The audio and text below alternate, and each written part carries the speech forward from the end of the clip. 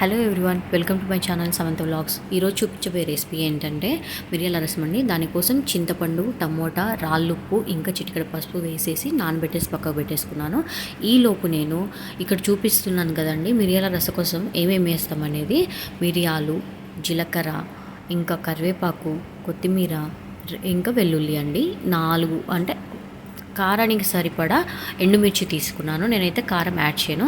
ఇప్పుడు ఇవన్నీ మిక్సీలో వేసేసుకుందాము. ఇప్పుడు ఇందులోనే నేను ఎండుమిర్చి, మిరియాలు, జీలకర్ర, ఇంకా కరివేపాకు, వెల్లుల్లి వేసి ఇవన్నీ మిక్స్ చేసుకోవాలి. ఎలా అంటే పౌడర్ లాగా రావాలి అండి. ఇదంతా పౌడర్ పట్టేసుకోవాలి. మెత్తగా పట్టేసుకున్న తర్వాత 2 వెల్లుల్లి కరెక్ట్గా 2 వేసాను అనమాట. ఇది ఇప్పుడు చింతపండు పులుసు అంతా మనం తీసి పక్కకు పెట్టేసుకుందామండి, మెత్తగా చేసుకొని. ఇప్పుడు దీని కాంబినేషన్గా మేము చేసింది ఏంటంటే చికెన్ ఫ్రై చేసుకున్నాము. రియల్లీ చెప్తున్నా, ఈ 2 కాంబినేషన్ కానీ తింటే సూపర్గా ఉంటుంది. దానికోసం చికెన్ని ముందే కారం, ఉప్పు, పసుపు, మసాలా అంతా వేసి కలిపి పక్కకు పెట్టేసుకున్నాను. అది అనమాట. చూసారు కదా, నేనైతే ఈలోపు రసం కోసం మిక్సీ పట్టేశాను.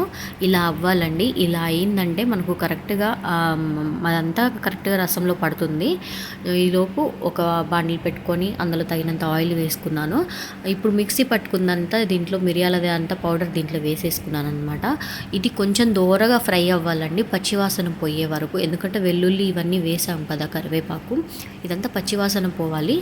ఇప్పుడు ఇందులోనే ఫ్రై అయిన దాంట్లోనే ఆల్రెడీ చింతపండు రసం, టమోటా ఇంకా అంతా ఉంది కదండి, ఆ రసాన్ని అంతా దీంట్లోనే యాడ్ చేశాను. ఇంకా తగినంత వాటర్ తీసుకోవాలి. ఈ రసం కానీ వీక్లీ వన్స్ కానీ తింటే మనకు ఎలాంటి కడుపులో ఎలాంటి డైజెషన్ ప్రాబ్లం ఉన్నా కానీ క్లియర్ అవుతుందండి.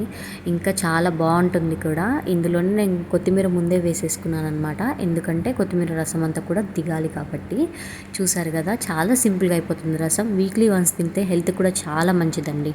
మీకు కానీ నచ్చినట్టయితే లైక్ చేయండి, షేర్ చేయండి, సబ్స్క్రైబ్ చేయండి. ఇది ఒక్క 5 minutes అలా పొంగు వచ్చే వరకు ఉంచాలంతే. సింపుల్ అండ్ టేస్టీ రసం అయితే రెడీ అయిపోయిందండి. Thank you for watching.